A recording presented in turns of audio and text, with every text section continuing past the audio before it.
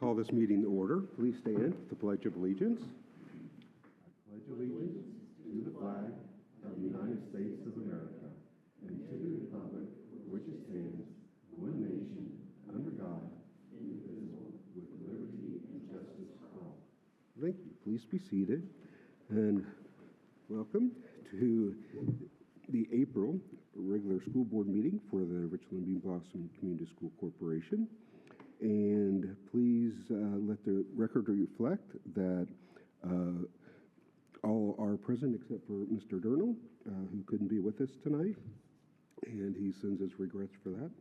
And visitor comments. Was there any visitors wanting to comment tonight? Okay, then we'll go straight to the Mustang moment, which is Edgewood Junior High School. And Dr. Sanders, would you like to introduce this? Yes, I was just thinking, we seem to, every meeting, we seem to top the previous Mustang moment. It's just one great thing after another. And these four boys, are you all in show choir? Or three of them are? So we have to make this quick. So I'm not going to brag on them as much as I normally do, so they can get to their presentation and get on the show choir. So, Mrs. Grimes?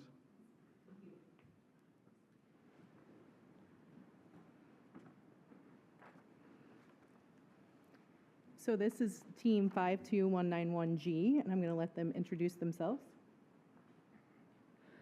I am Liam Kirsten. I've been doing robotics for 4 years, and I am a main driver. I help with notebooking and code.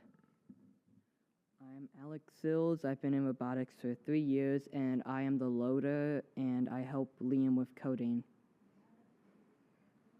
Hello, I am Lucas Dammer. I've been in robotics for 1 year, and I'm the notebooker for our team. Hello, my name is Garrison Omit. I've been in robotics for 4 to 5 years, and the job of my team is primary driver. Do you want to start your presentation? So they have a presentation to share with you. Okay, so our team name this year is E Squared. Team 52191G. So this year's game for robotics was VexIQ Rapid Relay. And the one that we competed with in Iowa is Create Junior Atom Array, which we will go more into detail later. Rapid Relay is a game where 2 robots are on the field at the same time, and their goal is to get as many balls as they can in the goal. But they also have to pass to each other and try to pass, score goals, get as many points as possible. And this is in 60 seconds with 2 robots. And these robots are different each time. So this year was especially challenging with the passing because you were relying on the other robots. But we started with a different robot than this one, which we'll show you later. But we started with a robot that can shoot 2 balls at the same time. But it wasn't good enough. So we created this robot to get to state, the next competition we competed in. This is a video of us at the at state. If you could work.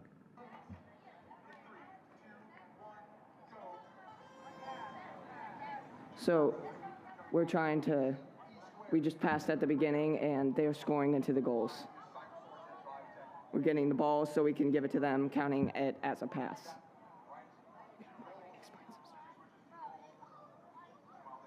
As you can see, we just scored a goal, which flipped the switch. Flipping the switches and passes are very important in this game.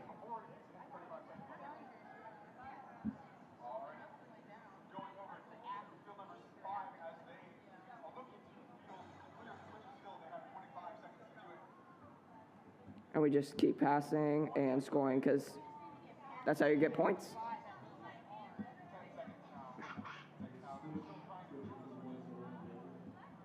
Does the switch, what does the switch? The switch goes in because the ball passes through it, and then it should stay down. It's a lever within the goal.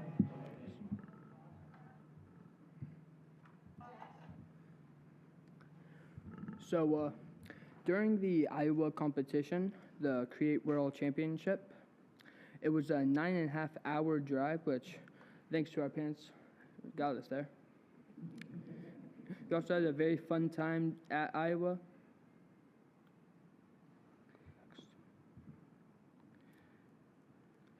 So our usual strategy, well, first of all, this is another collaboration game, but instead of 2 alliances like Rapid Relay, we have 4 teams in a single alliance, which is double the amount. So 4 teams on a field at a time. Correct. But the goal is still the same, just to score as many points as possible. Now, we normally start with, or just trying to get at least 2 switches. The press, which is just trying to get the bottom 2 for more points. Then we usually want to get the double-double, which requires 4 robots to go into the space in the bottom left, the little square there, and trying to get the yellow ball next to the backboard to the parking zone and having 3 robots touching it. As you can see, not very easy, but at least there's no passing in this. So at Iowa, we got 880 points in our final, which is the 3rd highest of the entire event. And we placed 4th place, of teams, but we had the highest combined total. Also, we got 8th place in skills, which is just all robot trying to complete tasks out of 45 teams. And this is us at our final match. So we're trying to grab a ball, as Garrison said, trying to get it in to the bottom goal. But we also want to color code it with green, blue, orange, purple, and red.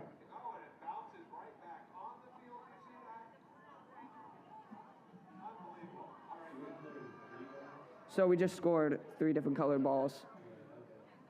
And then the other robots, the one with the yellow ball is just trying to get into that parking zone so that 3 robots can touch it. And also wall goals happen, which are just touching the wall inside the yellow markings. Yes.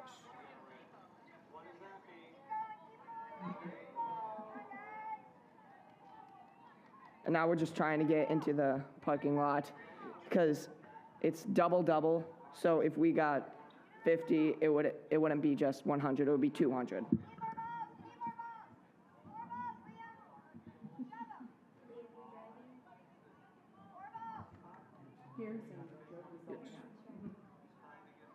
And as you can see, we're trying to just fit all 4 robots in there. And now we're just checking to make sure all 4 are in there.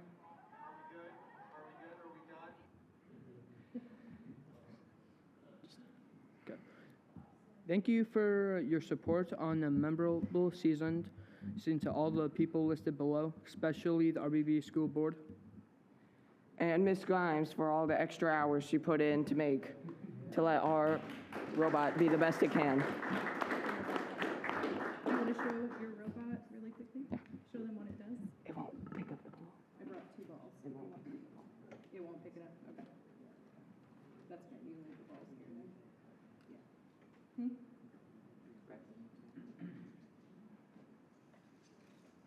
So this is not the first robot they had. They had 2 weeks to recreate their robot and strategize and learn the new game, which was incredible.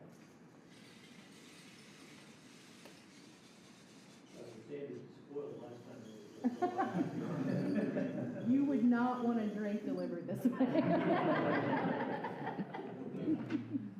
So I wanted, as I trip over that, I wanted to say that this group of boys here, they have been amazing all season.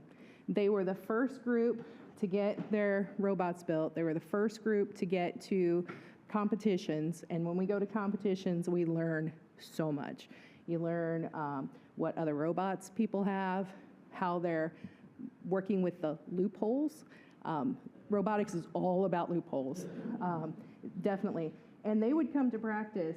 We have practice 5 days a week. It's open, so everyone can participate. So they get to choose which days they come, and I'm there until 5 so that everybody can participate. Because if not, these guys wouldn't necessarily be able to participate because they're in show choir and tennis and who knows what else, academic Super Bowl and all of those things. So, but they were always there, and they were always driving, and driving is the key to winning. So I am so proud of these guys. They got so many compliments in Iowa because they were so good with other people. They collaborated, they taught, they strategized, they were just everything we could want them to be.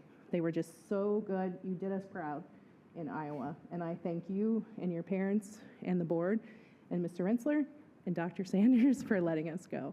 Thank you for supporting us. Yeah, thank you. Kelly, she did sacrifice a lot, and she has given a lot of time, and I want to appreciate the boys thanking her.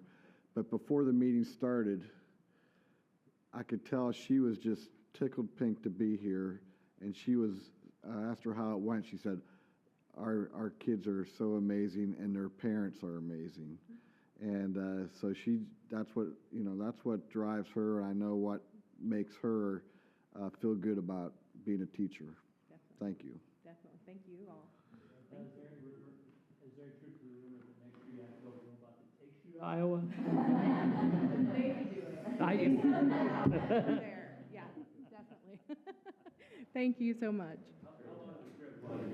Said 9.5 hours. 9.5 hours. So if you can develop some way to make it quick, like within 5 hours in a car, you guys are going to get rich.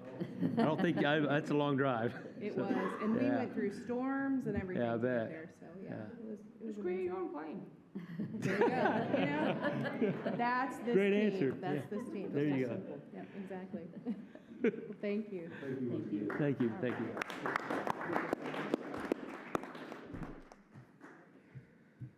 Oh, wow. Thank you.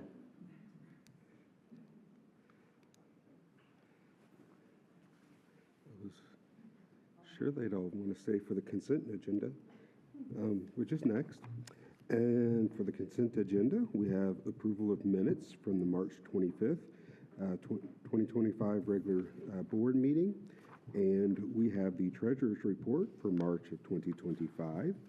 And we also have claims for payroll. Gross wages of March 7th, 25 is $23,552.65. Gross wages for March 14th of 25 is $723,546.33. And gross wages for March 28th of 2025 is $831,963.56, for a total gross wages of $1,579,062.54. For vouchers, we have claims prepaids, which is March 1st to March 31st of 25, and that is $1,485,964.77. And then claims regular vouchers as for April 15th, 2025 is $464,899 even, for total vouchers being $1,950,863.77. And that leads to a total vouchers and payroll of $3,529,926.31. And then we have personnel, C1 through 7. 8 is removed from that line. So C1 through 7 only. And D, personnel appointments and transfers 1 through 9. And C was resignation, retirements, non-renewals, leaves, and terminations. Also, there are 2 donations, again, from Tri Kappa, whose beautiful wonderful group that really helps us out and the kids out a lot. They have given $100 to this STEAM program and $100 for art. There is also an out-of-state and overnight field trips, which would be Edgewood Intermediate School's 5th grade overnight trip to Bradford Woods. And this is the one coming up from May 4th to the 8th in 2026. Got to plan ahead to get that set. So do we have a motion? I'll move approval. Moved and seconded. Any discussion? All those in favor say aye. Aye. Aye. Opposed? Motion carries. Dr. Sanders, would you like to add on? I'd like to highlight a specific retirement. Dennis Faust, after 32 years, is retiring. And, you know, every time we have a retirement, I'm happy for them and I'm sad for us. And that's definitely the case here. There are certain people that work in a school corporation, you think, oh my goodness, what are we going to do without so-and-so? And that is exactly how you could define Dennis. And but we wish him the best, and just, you know, I plan on going over and talking to Dennis, maybe even taking him to lunch, because he's just one of my favorite people in the corporation. You know, if you didn't give them a Starbucks card every time we had a retiree, they wouldn't be retired. There you go. You know, so just put that out there. I called him today, probably about 3:30, and said, "Retirement question mark?" He goes, "What's question mark got to do with it?" I said, and he said he was ready. He said he was ready, and he made a difference in a lot of kids. So, and he promised the master schedule would be done before he leaves. So that's good. That's good. Yeah. Because he goes through June 10th. So, okay. Moving on to the assistant superintendent's report. So, Mr. Irwin. There in front of you. I'll kind of do a brief overview of the three major funds, then I'll talk a little bit about where we're at with some of the legislative pieces, because those will have an effect on the cash flows in the future. Right now, they aren't necessarily reflected in the cash flows as it relates to like some of the assumptions that are there, because I haven't changed it every time the bill changes. So here in the very near future, we'll start to update those. I've started to update it now, just on my working document, but we'll dig into that as we get going. So just starting with the education fund, all in all, you know, revenue beat projections. We received some reimbursement from the state for our lit coach position that we have. We got a payment in from Spencer Owen on our shared personnel that we have for physical therapy services. And then again, expenses came in lower, mostly made up of just lower actuals and projections on benefits. Those came in slightly lower than the projections. And then right now, just the three biggest factors that are going to affect where things go as far as what you see at the year-end number is going to be our ADM, our staffing changeover costs as, you know, people come and go, and what that looks like as far as staffing decisions that we make for this coming school year. And then also just looking at what we do with people's pay and benefits as we start to figure out, what's coming through at the state, where our ADM is, all those pieces. There's big variables in there, and what you see right now is just like in tuition support, you saw just something static as far as like a 2% flatlined, and then kept a bunch of other assumptions the same.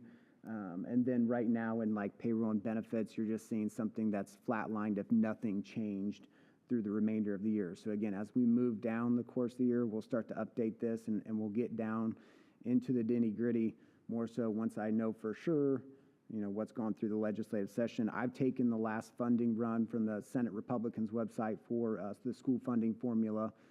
As far as tuition support, I've run calculations on that, and we'll talk about that here in a second. As far as you'll see that update next month as far as what I'll project out on that. So debt service fund, no revenue or expenditures in that fund in month of March, which is expected and normal.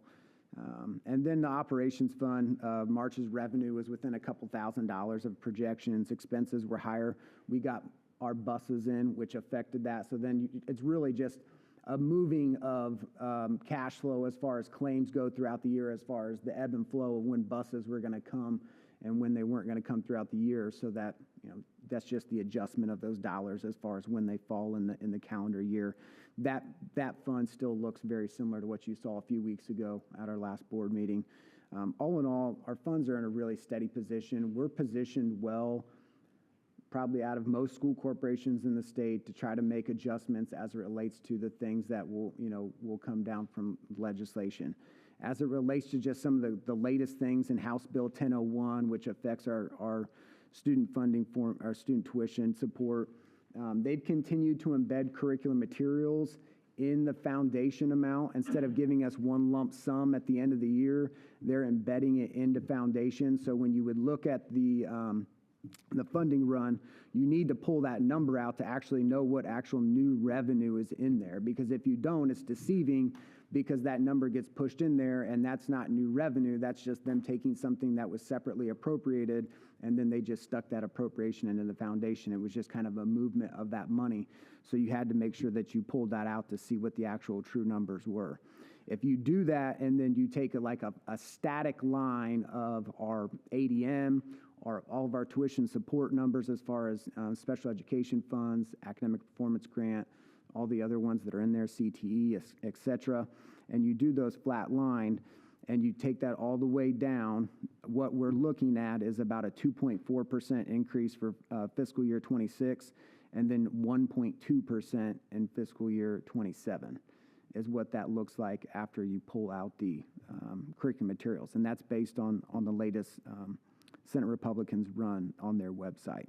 The other couple quick notes that are in that bill is they do have proposed in there to increase the school safety grant by $2.5 million in each year of the biennium, which is a good thing. That's gotten really even more competitive as more schools take advantage of that. And so it's decreased the amount of money that we've actually gotten through it, and that helps fund our SROs. And so hopefully that will mean that we'll see a little bit bigger grant in the coming years, so we'll see how that goes. And then the universal school voucher funding was removed from the latest version of the bill. I think after they saw the latest revenue forecast, they made some changes, and that was one of the things that fell off. When it gets into Senate Bill 1, that one's going to take a little bit of time to unwrap. There's a lot there. So in the latest, the Legislative Service Agency's fiscal impact report, some of the numbers that were on there as the starting points as far as our net levy for 2025, that was off by 1.3 million of the number that they showed there.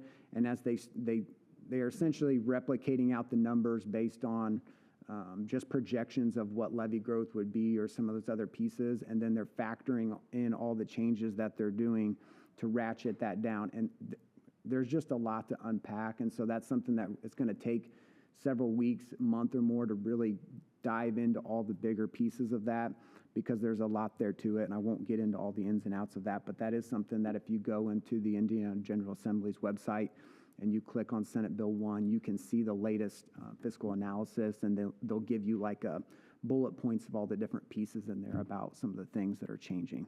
But we'll continue to work with Stiefel. We actually have a Region 7 IASBO meeting tomorrow, where that is the focus of the meeting, is unpacking Senate Bill 1 and the impacts of it on school corporations, specifically in Region 7 of our IASBO association, which is the Indiana Association of School Business Officials. And so we'll work through that. Some of the things that are in there too, they've put waiting periods on school bonds. They're reducing the debt service rate from 80 cents down to 70 cents, where it starts to make it subject to controlled project guidelines, whether that's petition remonstrance or referendum. So they decrease the rate to hit that threshold. They've put some other implementations in there as far as starting to share dollars, operation fund dollars with charter schools, expanding that with some of the referendum pieces as well. And that's phased in starting in like 2028. It's a 2-marker test of whether or not you would share operations fund dollars with a charter school in your district area. And so that's something that we're monitoring as well. We would be a school corporation impacted by that currently. And then the last piece of that is just The MLGQ for the operations fund right now is set to stay at 4% for next school year, which is a good thing because originally it was going to be 0 operations fund levy growth. And again, our operations fund is essential to us keeping up with things around the school corporation, funding the personnel that help maintain and take care of our buildings, transportation, technology, maintenance, custodial, all those pieces that are funded out of that, as well as just paying utilities and insurance and all of those pieces. So glad to see that part stayed. But then each year it's kind of up to the legislature to then come in and say, what's the MLGQ going to be as far as what that raise? So there's a lot to unpack. We'll get into some more of that and dive into it and then start to understand how it affects some of the plans that we've set as far as potential projects that we may want to consider, how it affects our, how we've managed our total tax rate and our levy and some of those pieces. But once we have that information, we'll sit down, we'll go through that, take all that information like we typically do, and then make educated decisions about what's best moving forward for the school corporation. So with that, I'll take any questions that you have, and we'll go from there. Could you explain that 1.5 million mistake? Is that something good or bad or indifferent? I can't imagine that it would be good. I don't know if it looked like they were pulling the number from our 24 budget. And so I don't know if that's I didn't take the time to look into every school corporation to see if that was a determining factor, but that was not the right starting number that they used.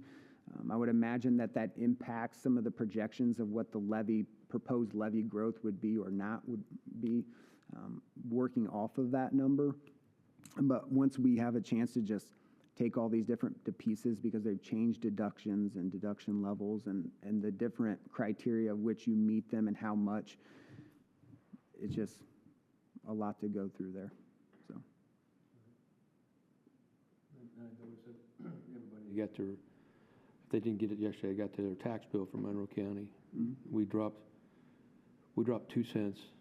We dropped ours 2 cents, but the assessed value, I don't know, it's probably not universal, but ours, my own personal one, about 2.7%. So Yeah. it kind of offset each other, and I think everybody else is going to run into that same situation. But it looked like some of the other taxing bodies dropped a little bit too as well. So, what about our federal grant money? Or do you feel comfortable we're going to get it all with some of the changes at the federal level? We've not had any inclination that we're not going to get it. Everything that we know at this point is that, everything should be staying as is. We've not been notified. We're counting on it. Yeah. As it relates to some of our federal grants that we have with mental health or some of those pieces, yeah, we've not heard that funding's going away or in jeopardy at this point. It's got to be nimble, just in case. Yeah. Okay.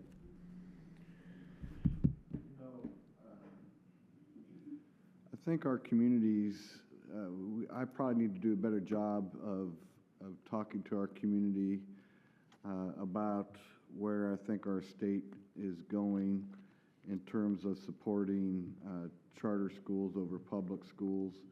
Senate Bill 1 is just another indication that the trend is going more towards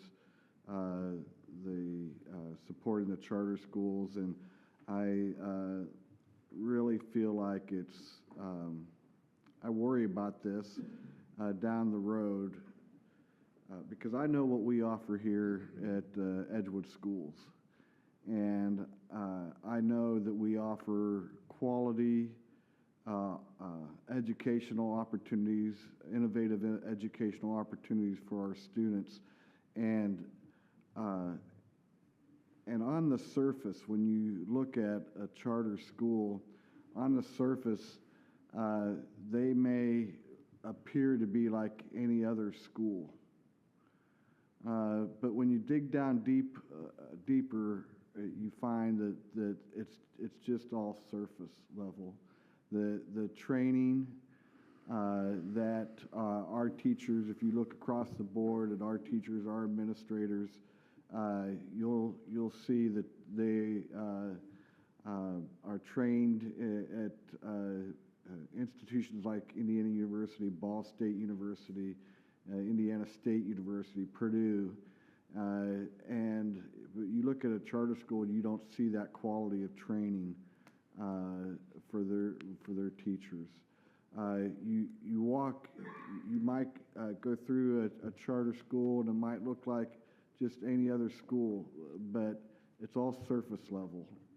And we need to, I think our communities need to wake up, because when a charter school says they take all students, that's not true, because they don't take all students. We know.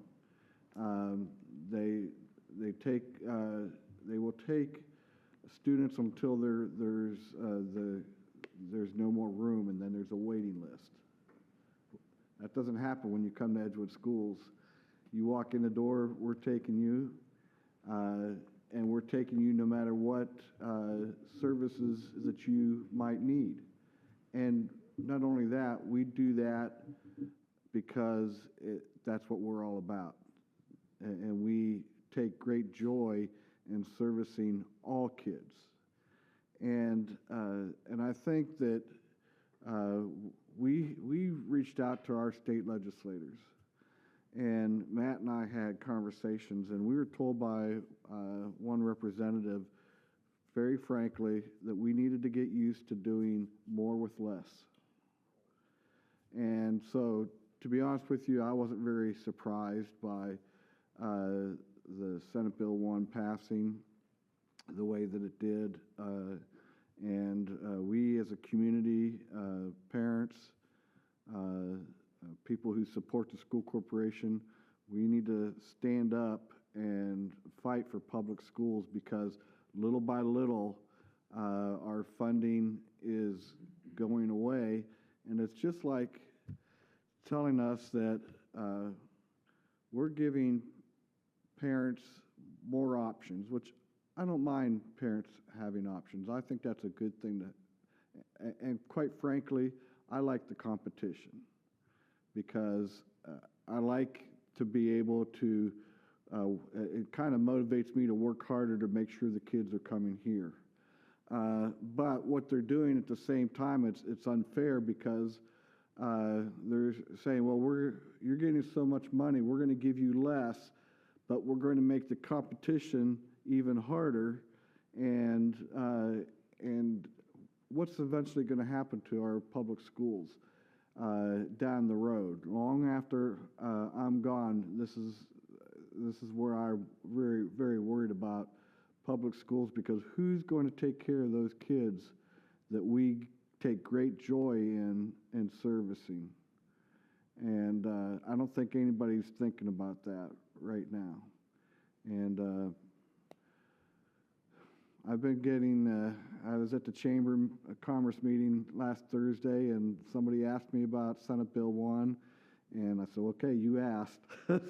Nobody asked me tonight, but I was ready to go. So, and I was going to share this later in my superintendent's report, but there was an article in the HT about the growing number of students going to private and charter schools in Monroe County. And so I thought it might be interesting for you to see how RBB is impacted. And I think we do fairly well. And if you look at the number of students that live in the RBB school corporation that go to Seven Oaks, you'll see that it's 126 this past fall, but those are not students who are coming to Edgewood and then not being happy and going to Seven Oaks. Matt and I, and Matt, correct me if I'm wrong, I can't remember the last time that we received a transfer. We get emails every time a student withdraws from one of our schools. We get an email, and we always check them out. And I would say over the last year, maybe there's 2 or 3 that have withdrawn to go to Seven Oaks. And so I think that's a good indication that when they come and parents come and really check out the educational opportunities available at Edgewood, I really don't know where else that they could go to get a better education. And you'll see that if you look at as far as our, I put the numbers on the number of students that are RBB students who might go to MCC or Spencer Owen, and the number of students from those school corporations who come to Edgewood. And I think you'll see that we're doing pretty well in both those areas. And so that's an indication that we are not just talking about providing a quality education, we are, and people are starting to recognize that. So I thought you might want to take a look at these numbers. I completely agree with everything you said. And the accountability is not the same either, correct? We're held to a different standard, accountability-wise, than the charter school system right now. And if everybody's held to the same accountability, I can live with that too, because competition's good. I get that. But if I understand it correctly, it's not the same.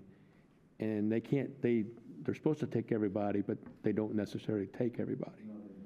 Okay, so I just want to make sure I put that on record. We have a lot of different support services that we have to, that's our responsibility, and we're going to continue to embrace that. Yep. Could you explain a little bit about the accountability differences? They still have to take assessments that our students have to but the consequences aren't there as they are for public schools. We have a student that has special needs, as an example. We don't have a choice. We're going to take care of them, and we will take care of them. Right. Right. Which is a pretty big expense at times. Absolutely. That's just what we do. Yeah, we're going to take good care of them. Yep, for sure. Okay, anything further? Okay, we'll go ahead and move on to the Skillman construction update. Mr. Irwin, will lead into that. Martin Truesdale's here from Skillman Corporation to give you guys a construction update. So I've got his presentation brought up here. Martin, come on up, and I'll let him roll through that to give you guys some visual updates and just report out updates on how the projects are going as it relates to the new preschool and student activity center field house area and the renovations to the schools as well. So Martin, I'll let you take it away. Yeah, that's, excuse me. The first thing we've got on our presentation is the Early Childhood Center, and that's really our focus right now. We've spent a lot of time working on scheduling. That we know how critical it is to get that building done. And so we're really pushing on it, and we're getting a lot done, and we're moving along pretty nicely. Matt, you might jump to the next slide. As you can see, we're pretty well closed in at this point. There's a lot going on the site, but we have most of the windows are in, the bricks in, the roof's on, so we've got a closed-in building at this point. So that allows us to take care of humidity. We've got temporary heating in there, which is letting us start to do a lot of drywall work. And we're pushing as hard as we can. The roof membrane's on. We're doing completed most of the blocking. My voice is going. Exterior wall framing, sheathing, insulation. So the whole building is insulated as well as watertight. And we're working on stud walls. Most of the brick is done. The rooftop mechanical units are on, and they're moving toward operation. Fire sprinklers mostly done. And it says started exterior windows. We're pretty far along with exterior windows at this point. Building B, which is the west end, we've completed the interior drywall for the most part at the office and special ed, and we're finishing drywall in there, so we've moved ahead. Unit A, we're topping out drywall, there's still quite a bit of drywall to do, so we're continuing with that. last 60 days again, we've got the roofs on. Building entry, you can start to see the building forms. And that's from the ground, the little brick panel in the foreground. Excuse me. In the foreground are the two major brick colors on the building. And then you can see we're putting the outside skin on the building. There's what your windows look like, and if Heather's not here. We've walked her through, the classrooms have a lot of daylight in them, so you can see the kind of daylight we've got going on. I'm going to digress from the slideshow a little bit. One thing that we're pushing real hard on right now is kitchen. And we've got the big piece there is the exhaust hood in the kitchen. We've got that on site, and we're moving the kitchen as hard as we can right now. We'll continue maintaining the site, remove the excess soil from the site. There were some big piles of soil on the southwest corner of the building. We're moving toward get the sanitary in. Brick washing is mostly done, but we're continuing with that. We'll finish up the roof detailing in the next couple weeks. And the metal wall panels, the elevations, the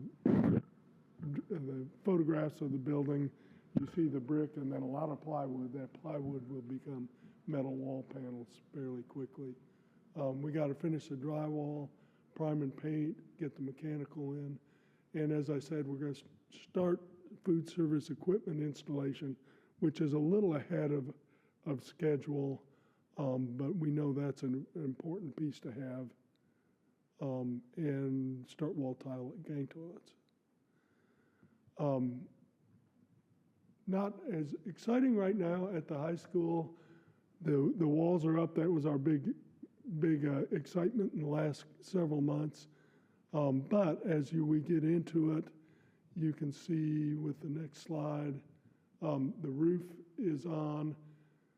You're seeing the roof on the high bay, where the roof is substantially on the low bay also at this time.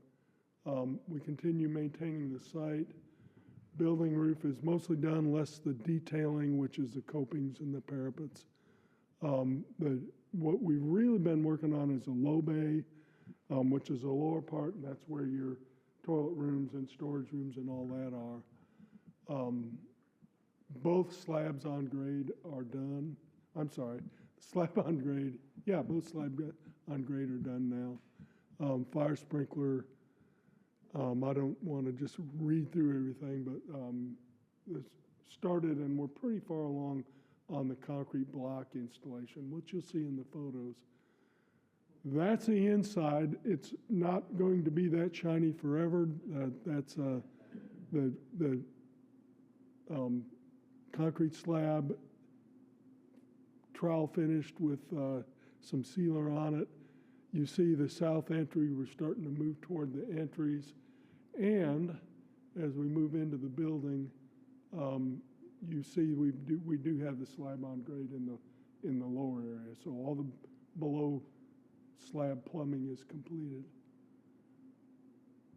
So we're starting to do the plumbing above slab. That will be a plumbing chase, or an area between two walls where the plumbing comes up when it's finished. Interior concrete block is moving along. The block mason has been great. They've really been moving fast. We'll start any additional site contouring toward the outside of the building. My voice is really going. Roof drains, complete the plumbing, complete block masonry. We're going to move hard on that, but again, we're really pushing on the early childhood. So at this point, it hasn't compromised the schedule. We're still hoping to maybe get ahead in the kitchen area, but that's what we're doing at this point. In the high school, as far as the renovations is maybe getting a little boring because we keep doing the same thing in all the same classrooms. So I thought the interesting thing to look at this month was we're working on the Phase 6, we're working on the kitchen. We did have a little challenge with dust proofing, but we've got that resolved. And we've demoed the floor and the slab on grade, and we're continuing with rough-in. And that's what our photos are going to show. That's your existing floor, wood floor going away. In order to remove the concrete floor underneath, it has to be cut up into pieces so we can haul it out. And that's what's on the left hand of the slide.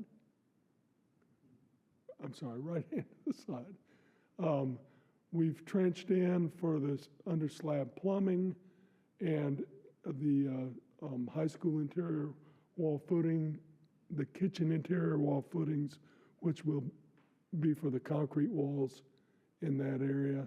So it's pretty well torn up at this point, but we're moving as quickly as we can to get a slab on grade. Next 30 days, we'll turn over Phase 6, we'll start Phase 7. The kitchen, the idea is to try to get in there and get the slab on grade in the next several weeks. And we'll continue with overhead MEP, and once a slab on grade is done, then we can do the interior block walls in the kitchen.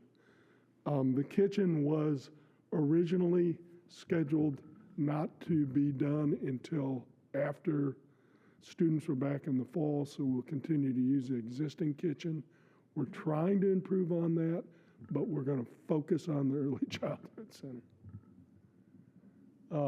Edgewood Primary School, again, it's hard to find a good slide to show something different because we're doing mainly the same thing. Phases 4 and 5 have been turned over in the last 30 days, and Phase 6 is continuing. And as I said, here's some pictures of casework, which looks quite a bit like the casework we showed you the last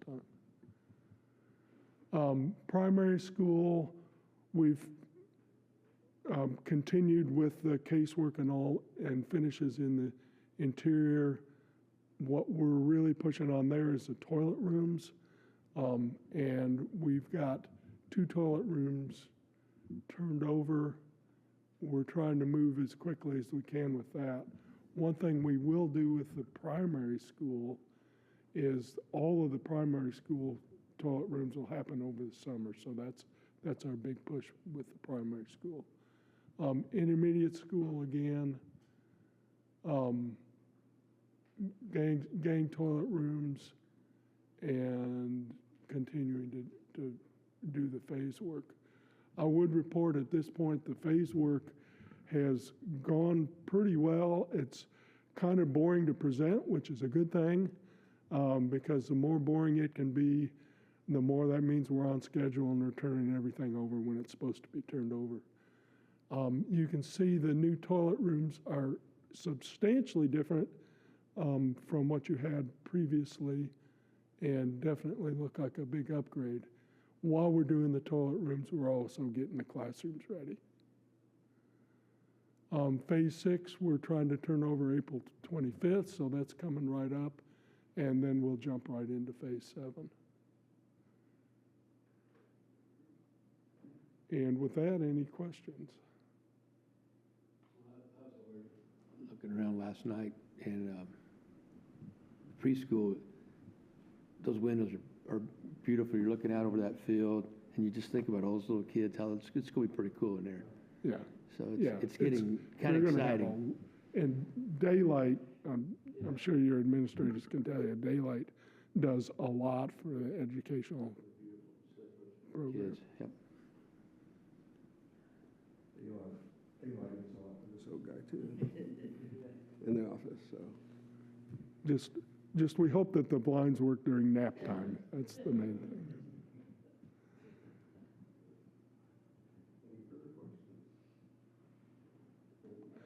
Everything seems to be going well at this time. Thank you. And we do want to show appreciation because the teachers are working with us as we're moving them around, and that's not an easy year for the teachers to go through. Right. Yeah, they'll be glad when it's done. Yeah. Again, we heard that word that we rarely have heard, ahead of schedule. That's good to hear. Yeah. Well, we've still got a couple months to go here, so. And it's been a little bit since I was in the building, but a few weeks back, I think, I took a walk through, and I was very impressed with the quality of work. I had some big concerns on previous projects, to say the least, and I just was so happy to see how the progress is going and the quality of work that's being done. And I believe that is because we have you guys watching over it to make sure that we're. Yeah, Dale's a hard taskmaster out there, so. Yeah, one thing I always look at is, in my previous life, I was actually a block layer, which I did for like 7 years, but I look at the block work, and those guys are fast, but they're good, so, yeah. Okay. That's all I got. Thank you, appreciate it. Okay. Yeah, I did. Next is consideration to approve the RBB CSC privacy policy, and for that, we have our tech director, Rick Routon.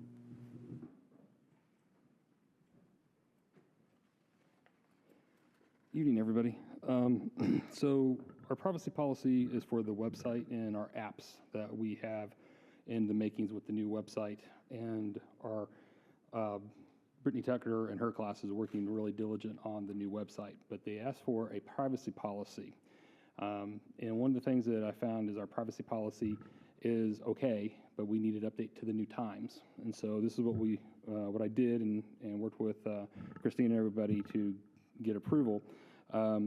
We collect more data now than we used to, especially with the online registrations and the new apps that we're going to be doing. And plus, we have other things with event links, and we need to make sure we encompass our information of what we do and what we collect to anybody that wants to review it. How many people review papers? I don't know.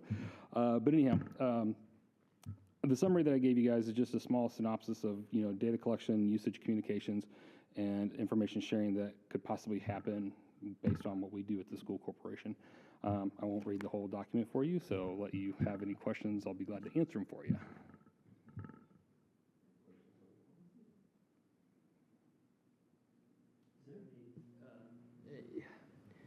If a parent asked to limit certain kinds of information, is that something that would be able to be done, or how would we respond in that case?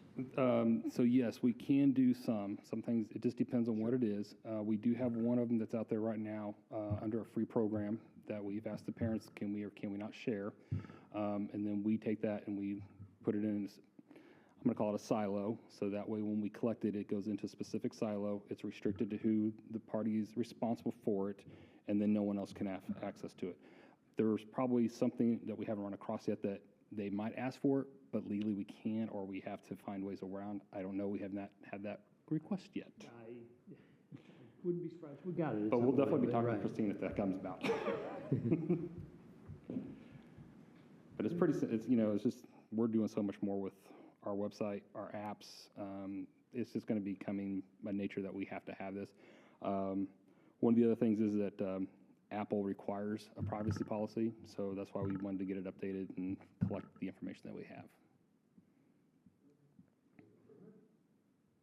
Thank you. We have a motion. Moved and seconded. Any further discussion? All those in favor say aye. Aye. Aye. Opposed? Motion carries. All right. So turn the page. Next is consideration to set a deadline for enrollment of transfer students. Dr. Sanders? Yeah, so school boards are required every year to set a deadline for accepting transfers And I'm recommending May 23rd, 2026 for next school year, which is basically, we will take transfers the whole school year, is what that basically is saying. Second. Second. Any discussion? Seems like a great date. All those in favor say aye. Aye. Opposed? Motion carries. Now it's consideration to establish the accepted number of transfer students. Right, so rather than having a very specific number, what we do is we focus on a number that is related to classroom size. So basically, K2, we want to keep on average a ratio of 24 to 1, grades 3 to 5, 27 to 1. And basically grades 6 through 12, 30 to 1 on average across the school. And so when we get to those numbers, then we will have conversations about whether or not we should not accept a transfer in that particular grade level if we get overcrowded. Because the bottom line is we want to make sure that our classes are not overcrowded. We want to make sure that our students are getting a quality education like I've spoken about all night. And so we'll take transfers from outside of our school corporation, but there is a limit to that. A second. Any discussion? All those in favor say aye. Aye. Opposed? Motion carries. Now, the consideration to approve the extension of the delayed start Wednesday times. Yeah, so as we've been doing professional learning communities for several years, and we've revisited those trainings every now and then. But I've got to tell you, one of the great benefits of being high reliability schools is that we've really received a new perspective on PLCs. When we took teachers to the HRS conference in the fall and again in January, one of the comments I heard both times from the teachers was, "Wow, we can do better with our PLCs. I understand now what we should be doing." And they go back and they go into their schools and they have really taken their PLCs to another level. And so we do those PLCs on Wednesday mornings, which is our delayed start Wednesday, which is 30 minutes.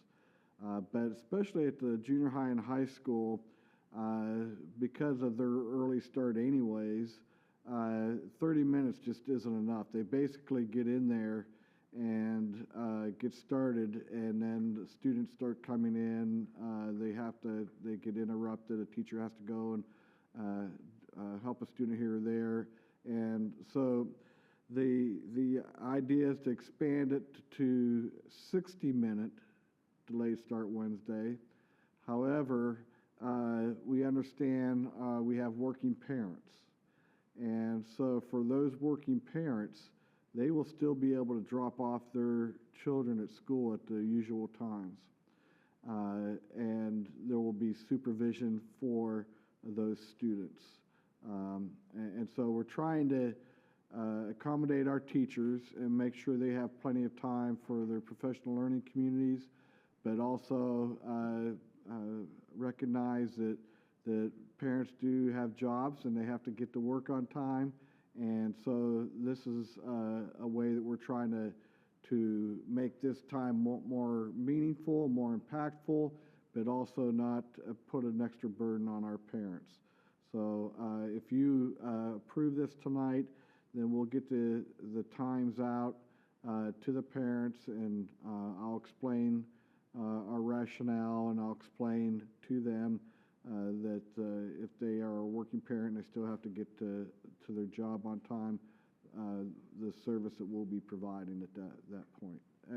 We have a couple principals here tonight. Do any of our principals want to share anything? You don't have to, but I can help answer questions. Or answer questions, yeah.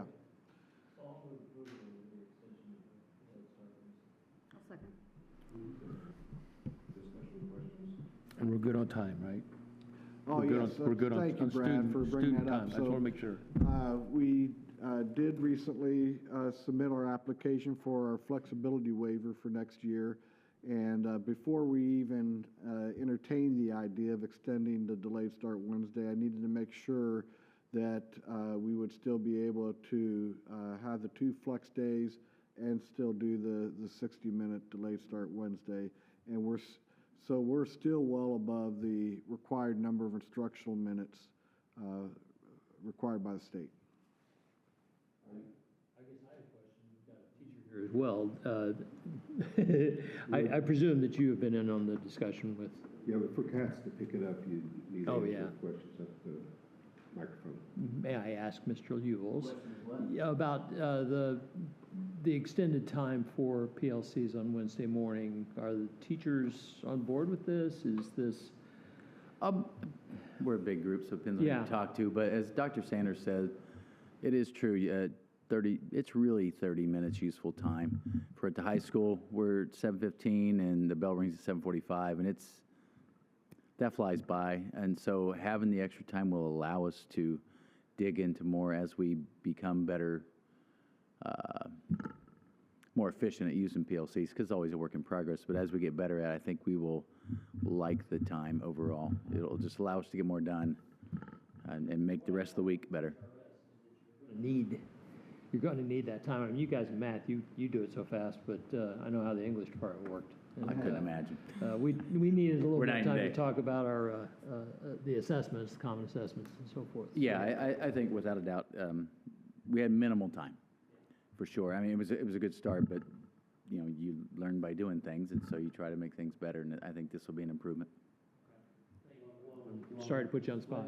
Also have helped give you some time to work together as a group, correct? Yeah, just having downtime. Flexibility, having not that. doing e-learning. You're there just for us. That's a big deal, for Okay. sure. Is everybody embracing it as far as the high school teaching staff? It's always, we're a big group. Most people do, though, honestly. Okay. I mean, if you want to use that time, it is great, without a doubt, because otherwise you're doing 2 things. And like I said, having a full day without e-learning, it's huge. It really is. You get a lot done. So I know I appreciate it for sure. Okay. 'Cause otherwise you're doing it on your own time. And this was brought up at our discussions meeting last Wednesday, and I believe it was Doug or somebody said that it would mean a lot to the teachers, and we would have very happy teachers. Well, as you were suggesting, my takeaway from the HRS conference was, yes, this is great, but it's going to take time, and you have to have time to communicate with your colleagues, especially when you're, as I say, with formative assessment and the evaluation of the data.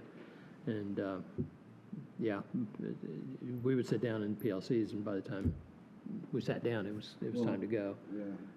Education is, I mean, it's always been like this. I don't think it should be, but it's one of those professions that really we ask more of teachers than they have time to do in a given day. And the flip side of that is, once again, parents have to go to work, so, you have to, school helps with that, but, a teacher may have 35 minutes prep period, and there's not enough time to plan, collaborate, call parents, grade, and all the things that we ask them to do. That's why teachers are oftentimes working late at night at home, or on the weekends you'll see them. Our school campus is never empty. You'll always see a car of a teacher here during the summer. And so this is just asking for another 30 minutes. Well, I think early on, one of the things that made sense to me was if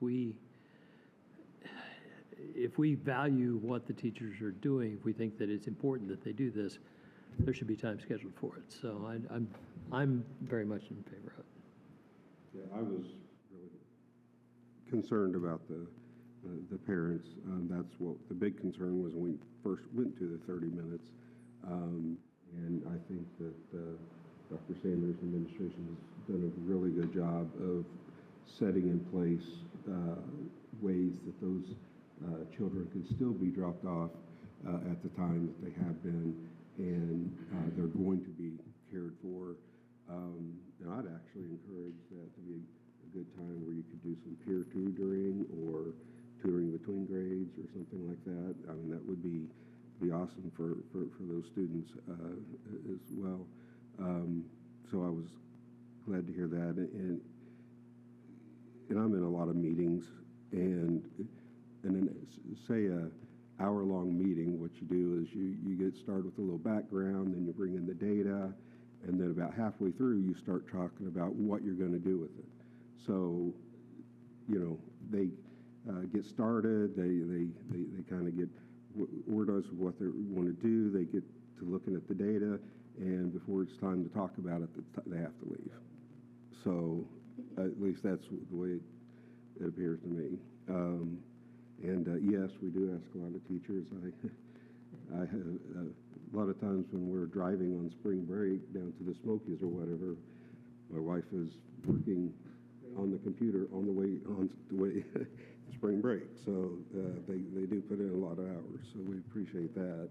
There are still corporations around us that I think Spencer Owen does an hour early release, and I think Martinsville has an hour late start. They did do 2 hours last year, but I think they're back to an hour this year. Families, we're also going to be doing it at the junior high too, right?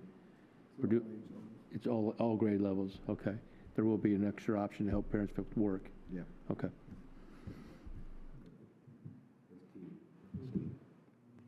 Okay, any further discussion?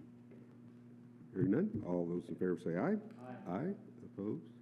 Motion carries. And our next would be the consideration to approve the ESC facility use agreement. So, Mr. Irwin.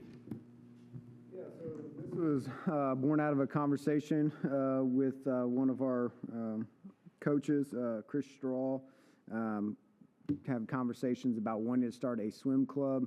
Right now, the only options for a swim club are in the Bloomington area, and we do not have something here in Ellisville. So he was interested in starting his own swim club. Our facility rental use agreement is outlined and allows for for-profit companies, because the swim club is a for-profit company, to use our facilities, but it's not meant or set up for ongoing regular use. And the intended people to benefit from the swim club will hopefully be, the majority be our students as well. So that's something that was kept in mind. So through conversation of this, it became a little more apparent if this was going to be something that worked. We needed it to be something that was a standalone agreement, because it didn't make sense to try to make our regular facility use agreement meet this one individual situation rather than just create the agreement itself that fit this situation. And our board policy allows for a for-profit company to do a facility rental as well. One of the things that we created in it was, as the success of the swim club grows, there's escalators in it as far as what the rental of the pool facility would be, as well as an ongoing donation back to the school corporation for the swim program from the swim club. So again, coming back and directly benefiting the swim program, who hopefully the kids are training in the program and benefiting from it as well. Coaches will be getting paid. There will be monthly fees to join the swim club, but again, we put that in there as the swim club grows and the kids are benefiting and it's building success, that there's escalators in it so that the monthly rent would go up, and as well as the donations to the school corporation. So we tried to make that a win-win in that way. The agreement was written by Christine Ferguson Law. It's been reviewed by myself, Dr. Sanders, Mr. Bland as well. We've had a lot of ongoing discussions about the ins and outs of this and what it looks like and how that affects or compares to a lot of other situations as it relates to facility use and sports and all of those different things. but we feel like we've found a good starting point for this, and something that looks to be fair and hopefully a great thing for kids. That's what we're most excited about. Chris Strahl, who's the owner of Ellisville Swim Club, is here, and he can help answer some of those questions if you would like as well. But he's seen the agreement and all of that as well. So I did make one slight adjustment to what you saw in the board packet. I missed the per day use amount by 1 hour, so I just had to change that from 3 to 4 hours of what was in there. That was a clerical error on my end. I made that quick adjustment to it. I reprinted the agreement for you guys as well. But the agreement outlines when it's used, who it goes through, what the charges are, reimbursements for lifeguards, they're using our lifeguards, all those different pieces, insurance requirements, all those things are in here. And again, the agreement was written by Christine. So with that, I'll take any questions, or like I said, Mr. Strahl is here as well, and he can answer any questions if you have of him as a swim club. To start with, or? Yeah, sure.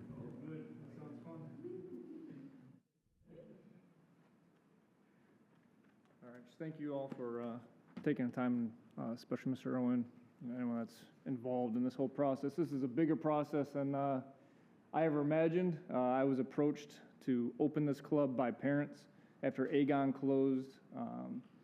There's a big need for our community to have a swim club. Like I told Mr. Irwin, I'm in the middle of a master's degree right now. This isn't exactly the thing I want to be doing, but I do love coaching. So I said, yeah, I'll do it. So this whole thing has been an insane process, but I think we're at that point where we get to get the enjoyment part. So whatever the questions are, I'm happy to answer them. So here on the floor, I'll move that we approve the agreement. Good question. Couple quick questions. Sure. Chris, appreciate all you're doing for the kids in the community. Help me understand the swim club. This is way beyond our school district, right?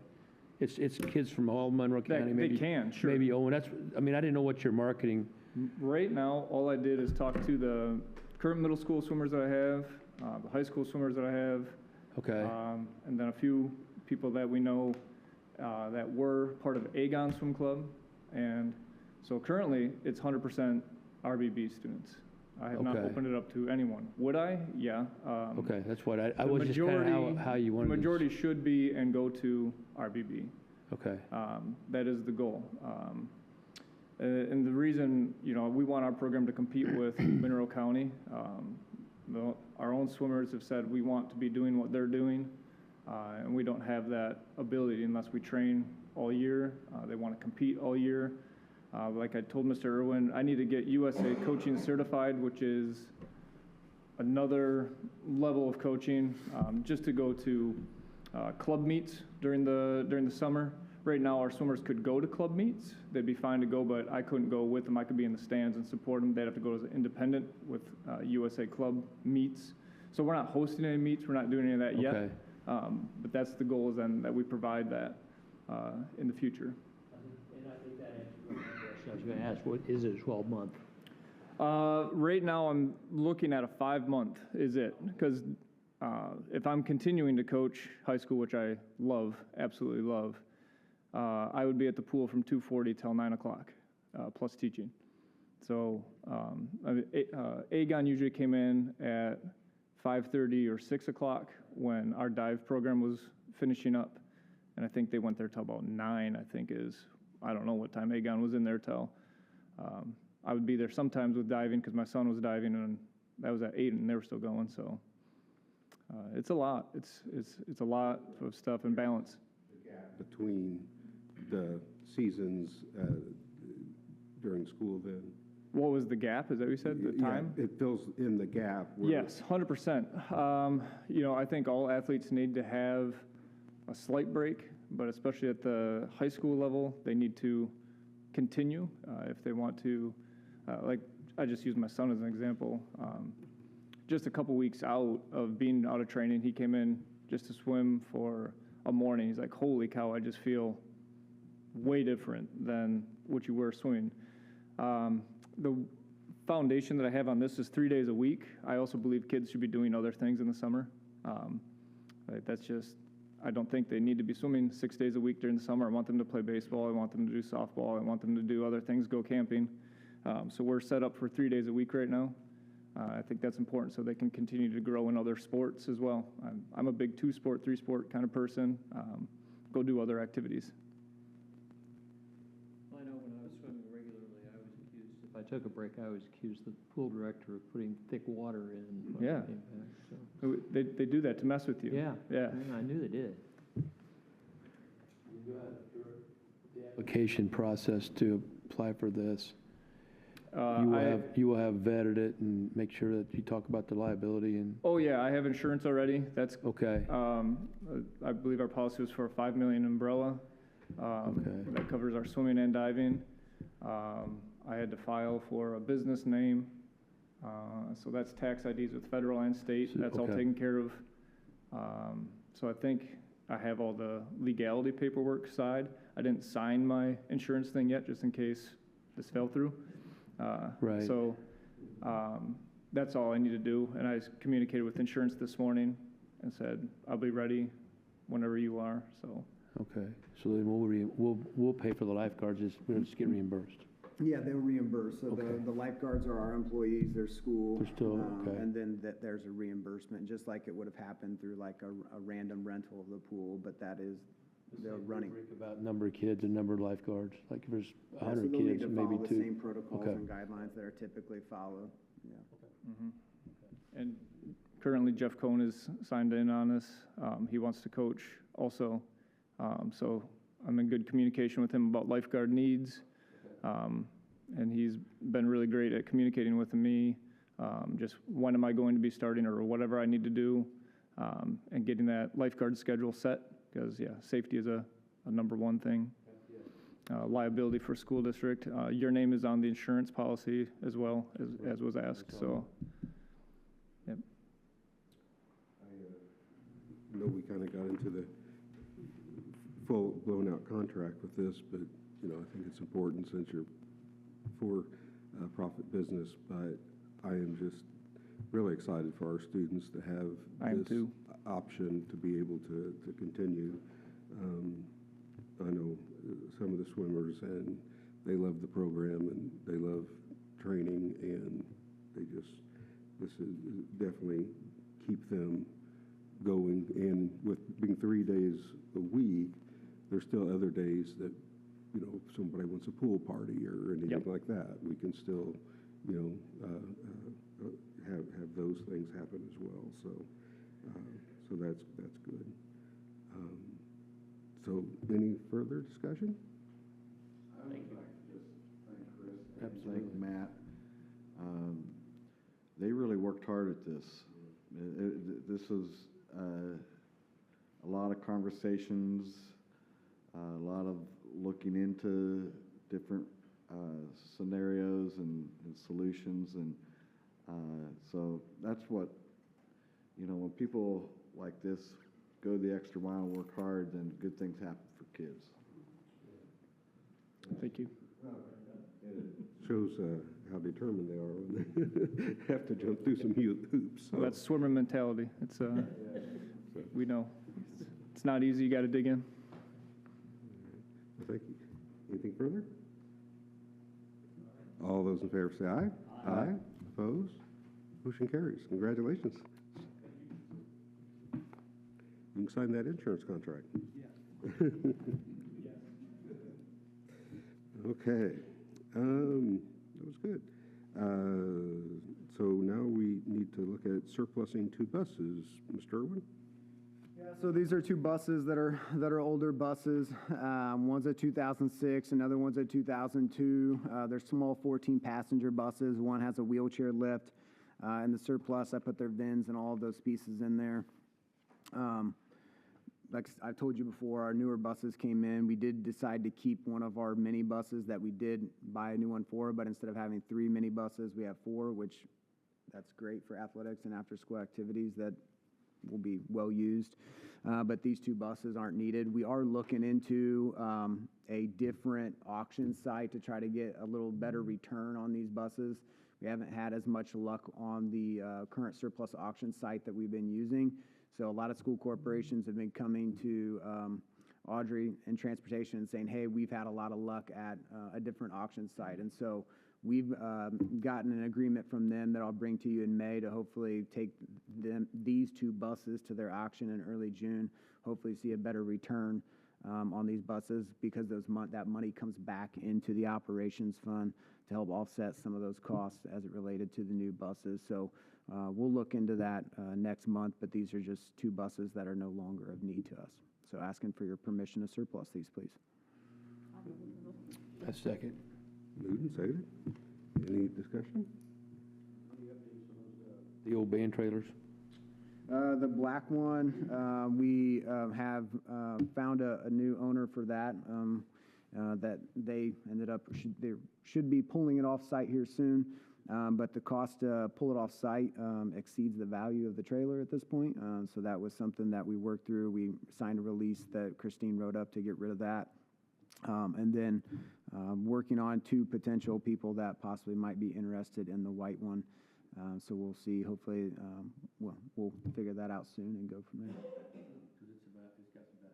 The white one, yeah, it passed a DOT inspection. We had put some money into that before we knew that the new band trailer was going to work out because we had to have something ready for them to use for season. So it passed a DOT inspection as recent as this past fall. So, yeah. Any further? All those in favor say aye. Aye. Aye. Opposed? Motion carries. Next up is to approve a quote for the Edgewood High School Chromebook replacement. And once again, with Rick Rowden. So we opened up the RFI and sent out for solicited bids.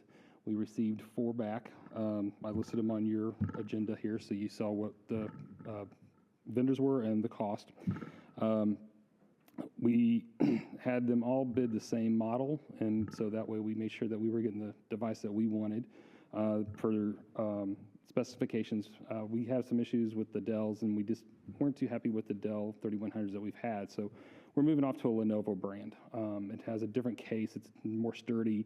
We've also learned over the years that the minimum basic Chromebook wasn't powerful enough to do what the students are doing today. So we upped the RAM, we upped some storage space, and these have just a slightly bigger screen for them, so they're going to get a little bit more visual for their buck. But the things we kept hearing was, they're slow, they have some inefficiencies, and the new ones will definitely, I think, fill that gap. Again, Chromebooks are not a computer. They're not with a heavy-end processor, but they do what we need for the students to do, and we rely on everything to be on the internet. So with your help over the years, we have increased our internet. We have a big pipe now. We have better hardware in our schools. We're getting better throughput. So we are hoping we're going to see a big improvement for this. This particular one was for the high school. This is the first 900 Chromebooks that we're getting for the high school. Others will be getting their Chromebooks, but we have time to take our bond money and use it, and I'm just wanting to see what our baseline was so we can take this base and know where we're going to go for the staff devices, the other schools, and some other projects within the tech department. So this was my baseline. I had to find a base to see what we were going to spend and how much I can spend out. Trafera was the one that came in with the least cost per unit, and a total of $328,500 for all 900. The one thing we did a little different with this particular bid packet was we asked for some white glove service. What that means is that they're going to enroll them for us, they're going to put the asset tags on for us, they're going to package them in a more economical way, pacing 10 in a carton versus all these individual cartons that we're going to have to open. So that will help us in the long run because they can do it in the factory so much easier. I mean, as it's going down the assembly line, they can just hand type all that stuff in, and here we just hump out and we go. So, so what I'm asking for you guys tonight is to approve Trafera as the winning contractor for the 900 Chromebooks. And again, the total was $328,500. And I'll be glad to answer questions.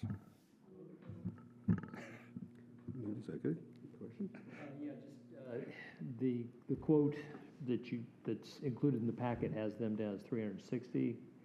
That was with all the other options that we didn't take. Oh, okay. So there was cases, there was Okay, additional drop extended case. warranties. Okay. We found that the company that we use out of Indianapolis called K-12 that does our warranty work and repairs was less expensive than Okay. what they were, so. Thank you. Mhm. Where, they're going to load all the software too at the factory? One thing with Chromebooks, the software is automatically in the cloud, so it stays, Okay. it doesn't do any So like that'll be less, CDs or less anything like time than that. before then for you guys? Yep. Okay, and then do the old computers have any salvage value? What's the plans for the older computers? So the older ones, they still have salvage value, but we're not selling them. We're actually going to be utilizing them at the junior high and fill in the gaps. So the value that we've always had from the high school students when they graduate, we've always taken theirs, rolled them down to the incoming sixth graders. So now we're going to take the entire 900 Chromebooks, and we're going to be able to fill in the gaps with the sixth graders. And then we've always run into a problem at the beginning of the year is because we have student transfers and new students come in, we've always had a shortage, and we've always had to come up with something quickly. And unfortunately, we've had to get some of our kids not so good ones. So we'll now have that gap to be able to fill in and not have this like we're scouring to find something. They'll be on the next list to get a new set of Chromebooks, but right now we're just trying to get this idea of where the money is and how far I can take our bond money. Okay. But yeah, we're keeping the units. We're going to repurpose them again like we have. They'll go to the junior high, and if Andy's needs some additional ones or EPS or EIS, we're going to have extras now that we can actually float into the pool for usage. So how long, this is like the second time I think we've done this since I've been on the board. How long did we get, what was the lifespan of that first group at the high school? Well, here's the thing that keeps changing because Google keeps changing the policy. So we always based it on auto updates by Google. And originally, every Chromebook that we had in the corporation was to expire in 2025, this summer. Google has since then taken and done different models and extended those auto updates out. First it was 2026, and now we're up to 2027. So as long as they keep updating the auto updates so we comply with state testing, making sure that we're compliant with that state testing version, we can keep running them. Now, they get a little slower as time goes on, the batteries, and we have parts and we swap them out. But I'm going to say that we're going to hold on to these until we absolutely can't because of the auto updates, or it's just so bad a shape that we're just going to send it off to be recycled. Okay. Yeah, that we're, when I first got here, all of them were to expire in 2025, and it was like, that's a big hit. That was going to be a lot of money that Matt was having a little heart palpitations every once in a while when I told him numbers. So he still gets those when I tell him some numbers. But conversation, how long are these things going to last? Well, the last Google update said this, and next time we talk, well, now the Google update says this, and so it was. It's annoying. I mean, for staff laptops, we mark them out at 5 years max. So like Dr. Sanders and all the other ones, we mark them out at 5 years because one, they've been abused, they're carried, they're all kinds of things. But the other problem is that Microsoft starts to change things on us as well, but they're a little bit more flexible because you can open them up, you can put another stick of RAM in there, or you can change out the hard drive. You can get a little bit more time out of some things. Unfortunately, the way Chromebooks are made, they're soldered in. You can't just take and add another piece to it. And so there's a difference between the two devices. They're just a little bit more challenging. But yeah, before we were buying Chromebooks to get to our 1-to-1 ratio, we were also had a big influx of students. We also found some that were part of the old type of Chromebooks, and we needed to get them out and get the new ones in. So that's why we've seen a lot of requests coming to you for some Chromebooks for students. But we are 1-to-1 all the way down to kindergarten, which I think is something that was a goal, I think, of Dr. Sanders when I started, was to have 1-to-1 ratio, and we met that. We met it. That would be nice at some point with the bonds and stuff to kind of see what the technology plan is and how long it's going to take and stuff, just to kind of have some sort of outline, just so, you know, we know what's coming down the pike. And Yeah, the goal is to, with this number now, and then going forward, we're hoping to have all the computers and all the technology within the next 2 more years after this, to get everything, give us some time to get breathing in. Because the distributing is a lot of work. We have the inventory, we have collect them, we have to clean them. So hopefully next year's we'll have probably all of our technology needs met, as long as the money's still there based on current market values. how are we doing on our bond money and the total budget of what we need? Are we hanging in there for right now? Yeah.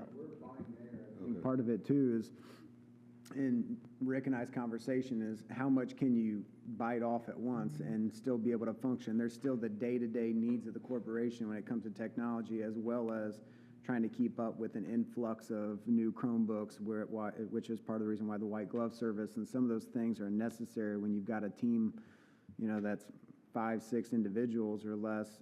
You know, there's only so much that you can do in that process. So that's part of it. We're doing great as far as budget-wise goes. And then when we come back and revisit where we're at with the current bonds, you know, if we need to, look at what happens legislatively, we need to repurpose some funds, that would be something that could be considered, but we're doing fine. It's not a matter of that. I was worried about most, to make sure that we met our technology needs, that we had the budget to do that. Yeah, might not So hit that's- everything on the wish list, but I think we'll take care of the needs for sure. Yeah. Yeah, and I definitely understand it takes time to roll these out, so Yeah. you don't want to do it all at once. Right. I get that. I wasn't saying that, you should just do it all at once. I was just making sure the money was there to get us where we want to be. Yep. We got the money. And plus, we don't have the space. I mean, literally 900 Chromebooks is going to pretty much wipe out my office space. So I'm already without any space in my office. Yeah. Probably put them down there because really there's not really a secure place to store them. The doors are left open, you know, with maintenance garages and people in and out. So we'll be creative and find a way to stack them and store them and make it work. So that's what we're doing now. Next board meeting, half this room, maybe Chromebooks. I think I still have one little spare space I can still, you know, occupy. So, but it's worth it. That's okay. Okay. So are we ready for a vote? All right. All those in favor say aye. Aye. Opposed? Motion carries. Thank you, Rick. Next is consideration to approve AVI Systems Agreement. Mr. Irwin. Yeah, so this is something that Rick's been working on for a while, trying to find a solution to this. We had, back when we put in the multi-purpose room at the junior high, all that equipment, we would have thought would have still been functional by now, but we had nothing but issues with that equipment that's been in there. So Rick and his team's been working hard on trying to find a viable solution that would work. What you're seeing here is below the board approval threshold as far as the amount, but it had a lot of terms and agreements and legalities in it that felt like just needed to come to you guys as far as more so constituting an agreement rather than just buying just straight up equipment.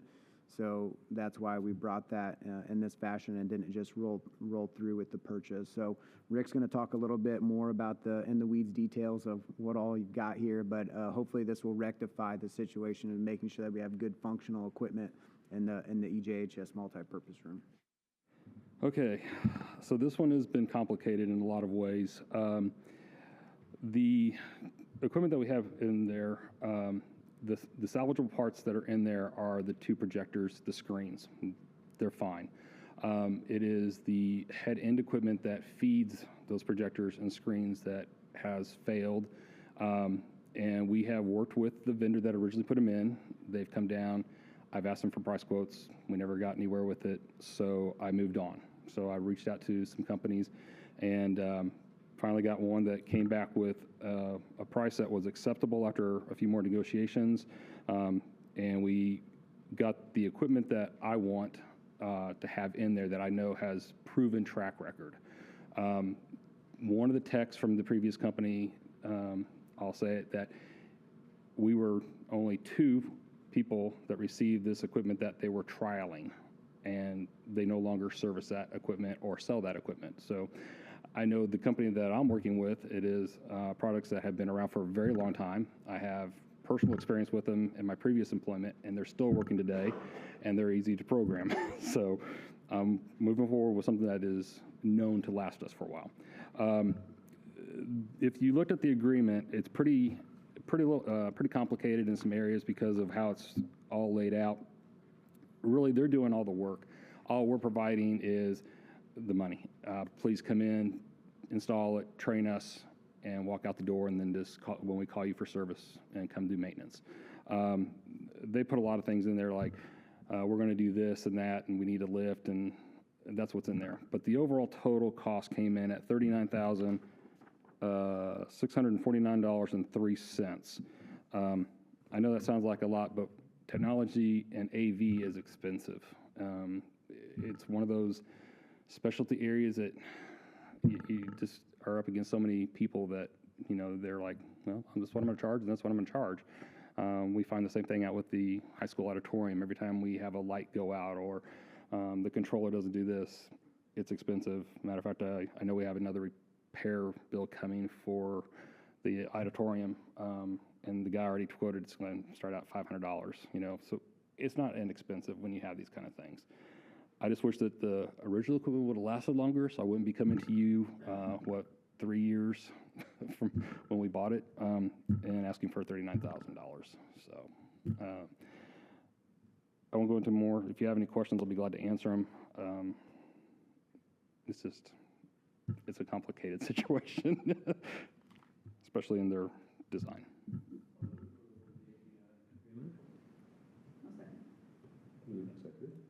Any questions? The projectors are staying and the screens are staying. Does the lifespan of the projector is it working fine? And I don't even know what a projector costs. I have no idea.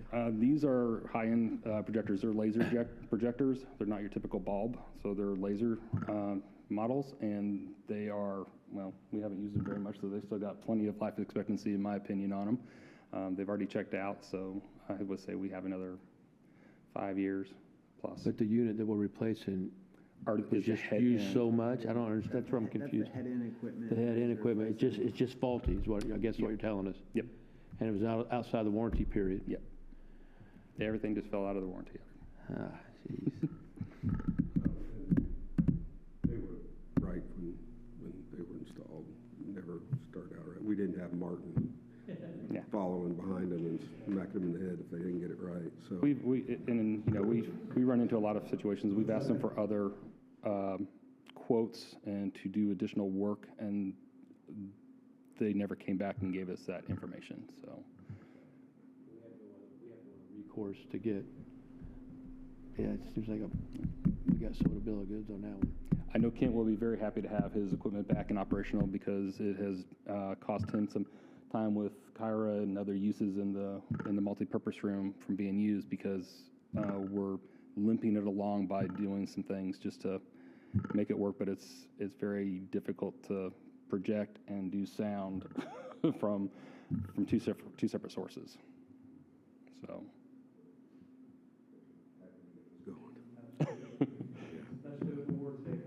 we're going to shoot for getting it done before awards day. Just hopefully it'll fit in their schedule. that would be awesome. Choir room now. Right. It'll help. Full-time choir room. Okay. I'm throwing ideas out. Right. Okay. Any further discussion? All those in favor say aye. Aye. Opposed? Motion carries. Thanks again, Rick. And now we've made it through the action items, so we have Dr. Sanders' report. And let me go back to the comment I made about the charter schools and accountability. Charter schools have to follow the state law like anybody else does. And I guess what I'm referring to is back to that surface level that if technically teachers are licensed, the state, because of teacher shortages, made it a lot easier to get a teacher's license. And the fact that charter schools really can pick and choose who come to their school, that yes, they still have to give the same assessments. They have to give IREAD 3. Students who don't pass third graders who don't pass IREAD 3 still have to be retained, but it's not comparing apples to apples, and that was kind of what I was getting at. All right, on to more positive things. I'd like to point out some great highlights going on in Edgewood schools. The Edgewood High School Winter Percussion finished in third place in the state competition. And you might say, well, third place, we're used to winning. But they did a great job. The competition is always tight. And we were up against some of the big schools in the state of Indiana, and we still came in third.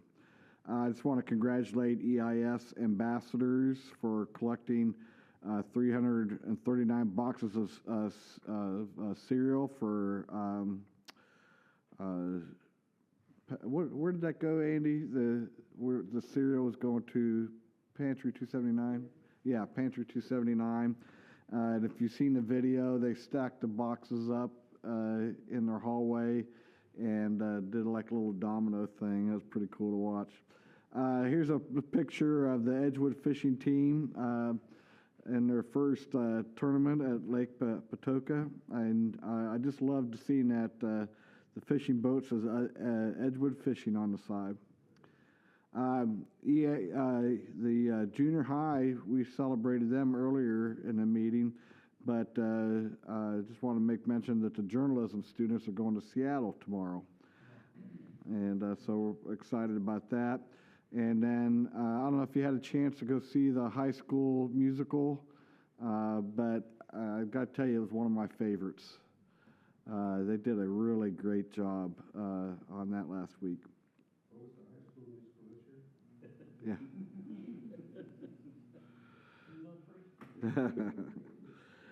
Kindergarten Welcome Week went very well.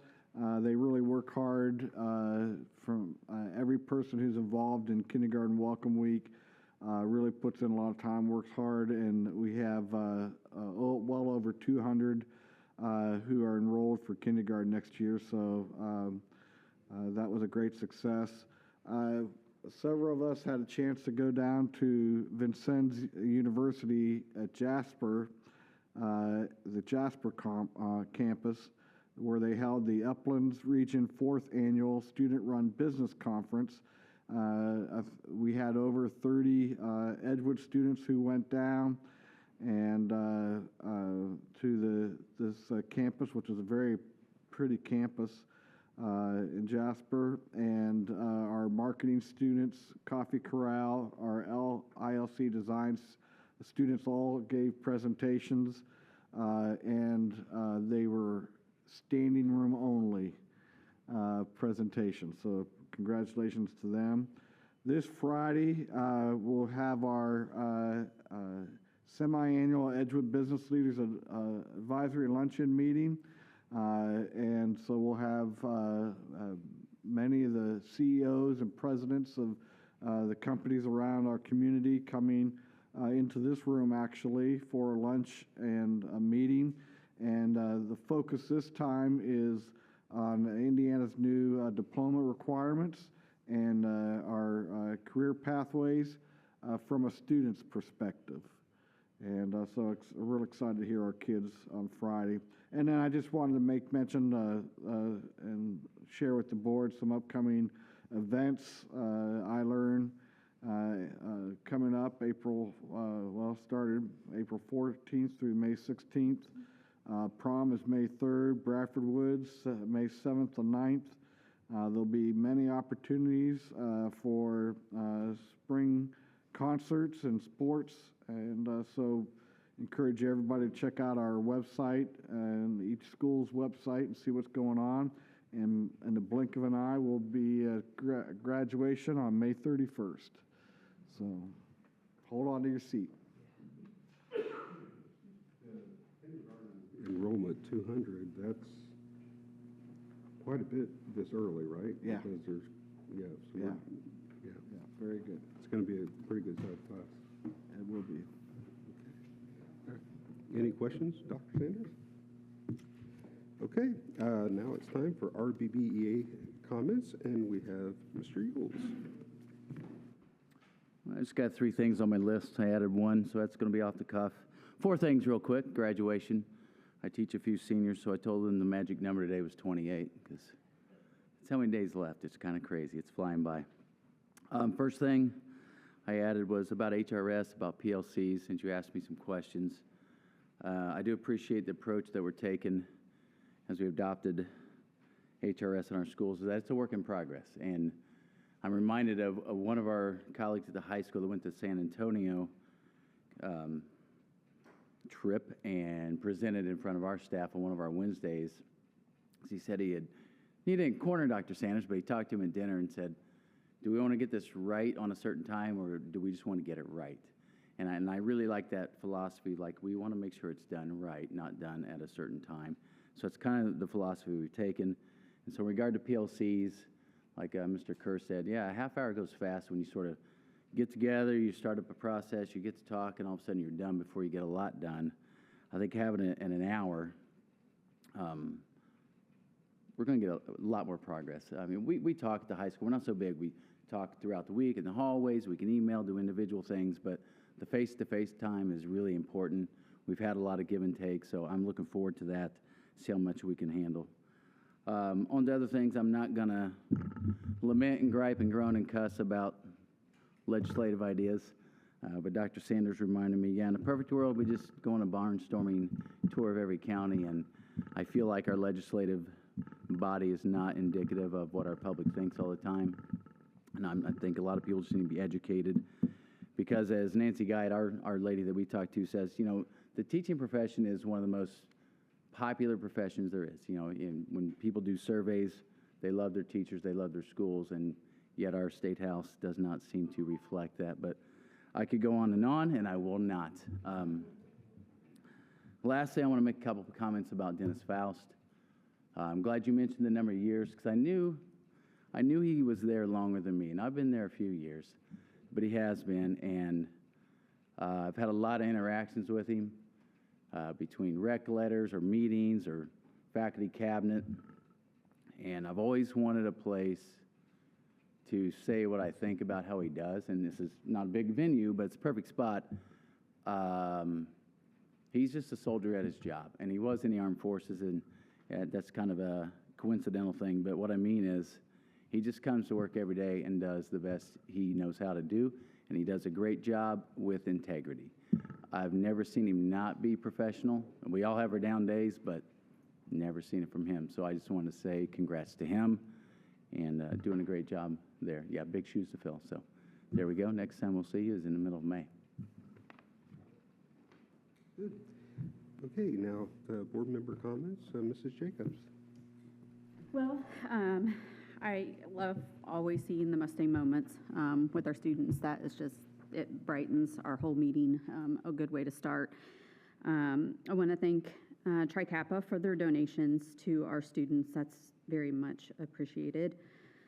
And I know we keep beating this legislation, but I want families to really dig in and understand what is happening and is going to happen with our public schools, with our children, and what they deserve and what they need is for us to fight for them. Thanks.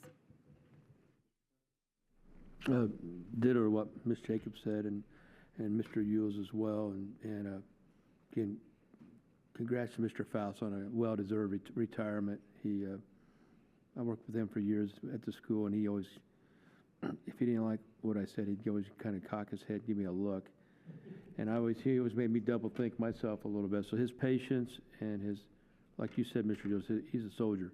He worked hard for kids, and that was what was the prime concern for him. Thanks for the donations tonight. I don't want to misspeak here, but I think Mr. Irwin just graduated from an academy. Is that right, Dr. Sanders? We have the IASBO Leadership Academy. congratulations. Thank you. That's a 2-year program? Yeah. So congrats on that. I know he's worked hard for that, and he's not going to brag about it, but not everybody does that. So congrats on that. Appreciate it. Thank you. Yeah, that was a great, nice honor there. So best of luck as you guys wrap up the school year, and thanks for everybody that came tonight. And best of luck with your swim club. Yep. Mr. DeMoss. Just to pile on what Angie and Brad were saying about the donations, and Doug's exactly right. And I think the key word for me with Dennis was integrity. And yeah, he's going to be missed.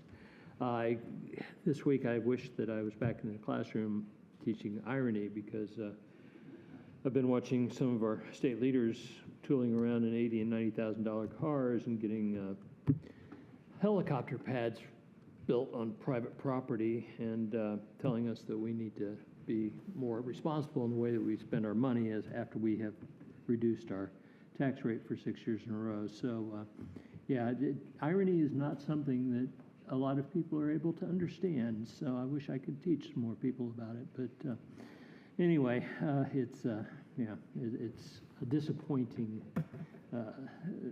session, but the dust hasn't settled yet. We'll find out more in the weeks to come.